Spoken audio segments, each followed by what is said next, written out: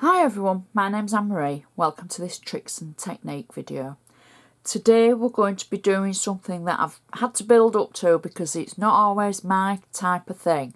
But somebody's asked for it and I thought, okay, we'll do it. So it's stenciling with texture paste. Easy, non-messy and straightforward. That's what I'm going to make it and show you. All being well. So the first thing I'm going to do is I'm going to put some plain copier paper on my crafting mat. The next thing I'm going to do is I've got a piece of general cardstock that I'm just going to place in the middle and I'm going to tape down. Now I'm using a low tack tape and I'm just going to tape it just at two corners, because I don't really want it to move and I want it to work perfectly to be able to show you what to do, as it were. So I've taped it in both corners. The effect that we're going to be looking for is something like this. Now I've done a couple of samples just to show you what type of effects you can get. I've used on here, this was an inked background and I inked it through a lattice die. And then I've used texture paste at both sides just to give a little bit of a different effect. And then I've also inked using the same stencil, stroke mask, as well to give another varied effect, which for mixed media, that's what it's all about really. This texture paste is really high, dense glitter. Now I don't know if the camera is picking up the glitter in that, but it is just so thick, and to add to your cards and projects it would look gorgeous. Now the mask I'm going to use today is the same one, it's the hexagon mask. It's from Docrafts and it's a self-adhesive mask. I'll put the details of it down on the bottom. Pull it away from the sheet carefully because it's quite ornate with the little geometric shapes, and you don't want to lose one, because I have done, only through my carelessness. So we're going to pop that over our card like so. Now because the stencils are nice and self-adhesive, they're going to stick to whatever you put them onto. They're not going to slip. The only thing that would slip would be underneath. But I know my craft mat is holding the copier paper, and I know that the tape is holding the actual card onto the copy paper. So that's all neatly down. Next, our texture paste. This comes in all shapes and sizes and colours. This is a Bow Bunny glitter paste, absolutely full of glitter. It is the consistency of fresh whipped double cream, and you basically, when you see it, you just want to dip your finger in it. Don't, because it goes all over. If you're not a messy crafter, keep your hands away from dipping fingers in. However, you're going to find wet wipes are your best friend, so have some on standby, and that means you can keep your fingers nice and clean. So that's a glitter paste, or what we've got is a thick textured art paste. Now this is a gorgeous rich terracotta colour like so. Now mine has dried up a little bit at the top. Don't worry about that. All you have to do is take that away, and then that won't be stirred up into the actual paste. Yours, when you get it, because my pot is quite old, has dried around the edge. You must keep the lids on to keep them airtight. But the actual paste itself is gorgeous and ready to use. Now you might find that you have to give it a stir. The glitter pastes do tend to split a little bit if they're left stood on a shelf, and they might go white at the top, but give them a stir and they'll be fine. So what I'm going to do is I'm going to take a knife and I'm dipping it into my texture paste, and I'm going to pull out roughly half a teaspoonful, maybe not even that, a quarter. And then I'm going to run the knife along the actual top of the stencil like that. And you can see that it is simply adding the paste into the hexagons. Now I've gone over the edge, but I'm not going to worry about that. I'm going to take a little bit more paste and do a little bit more at this side. There we go. And then just to mix it up a little bit, I'm going to go back to the glitter paste. So I've kept that nice and smooth with my strokes from the knife. I can pick some of it up and take it further,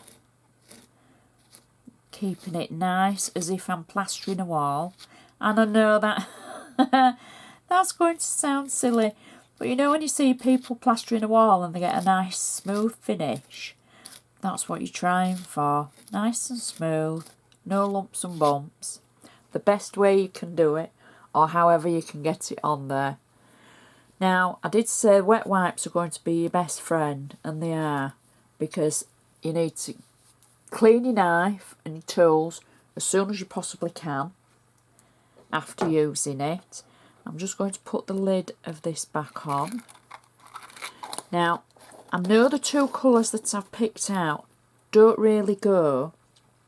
However, I thought because they don't really go, they will look quite good together on the demonstration, just to show you the difference. Now this is what I mean about giving it a little bit of a stir at the top, just because it's so full with the glitter. There's just a little bit of white, whatever it is from the ingredients. So it just needed a little bit of a mix. So again, I'm taking just a little bit on my knife and I'm going to spread that again over as if I'm plastering, filling in all those sections that we've got, merging the two together. Do a little bit at this side as well, just to show that you can. Now at this point, if there's not enough glitter or you want to add some, if you've maybe got flat paste, you can add some glitter at this point, or some mica powder. I don't know about pixie powders. I don't think they've got a lot of colour till they hit the water, really, till water hits them. But definitely mica powder or glitter. So that is just about as much as we want on. So I'm just going to clean my knife again, like that. Clean it off, because I use my knife for lots of things and I don't want it to get stuck on there. So that's that. I'm just going to put the lid on my texture paste because I don't want it to dry up. There we go. And that can go in the bin. And I'm just going to get another baby wipe, so I'm going to crackle a bit. There we go. So next what we do is, we don't leave that to dry, we need to peel our mask off straight away, because the actual texture paste will dry on the mask. and we have to clean the mask as soon as we can. So we're going to peel the mask away. That's going to reveal what we've already just added with our texture paste. So peel it off quite carefully,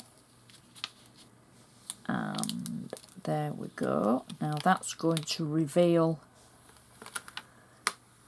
the pattern that we've added on our card.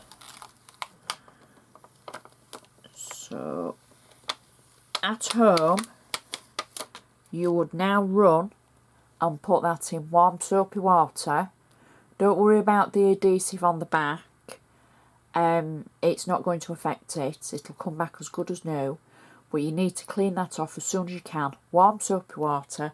I'm just going to put a wet wipe over mine because obviously I need to finish filming before I can get to the sink. So just bear with me for 2 ticks because I don't want it to dry on mine. And then at least I can keep it damp, there we go, until I can get to the sink. So I'm just going to pop that to one side, there. So we're left with our card on our paper, and you can see where the texture paste has merged to 2, where we've used 2 colours. Now I can peel that away from our base paper, and you throw your base paper away, you don't need that.